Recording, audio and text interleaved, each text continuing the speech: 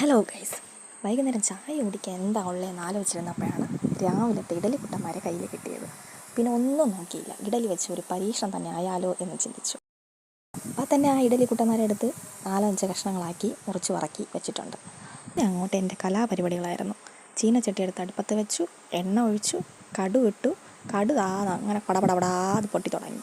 അതിൻ്റെ കൂടെ ഒരു ഡെക്കറേഷന് വേണ്ടി ഒരു മുട്ട അങ്ങോട്ട് പൊട്ടിച്ച് ഒഴിച്ചു. അയ്യടാ, ഇത് പൊട്ടുന്നില്ലല്ലോ, പൊട്ടടാ മുട്ട പൊട്ട് വീണ് അത് നന്നായിട്ട് അതിൻ്റെ കൂടെ ഒരല്പം ഉപ്പും കൂടി ഇട്ടോണേ.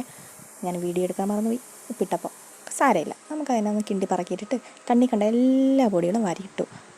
മുളക് പൊടി, മഞ്ഞൾപ്പൊടി, ഗരം മസാല, ചിക്കൻ മസാല എന്നീ വേണ്ട സകലമാന പൊടികളും അതിനകത്ത് എടുത്തിട്ടുണ്ട്.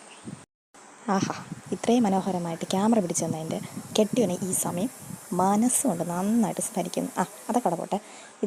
എന്നിട്ട് ഈ പൊടികളെല്ലാം നന്നായിട്ടൊന്ന് കിണ്ടി അതിൻ്റെ പച്ചമണം പോകുന്നത് വരെ നന്നായിട്ടൊന്ന് വഴറ്റി കൊടുക്കുക.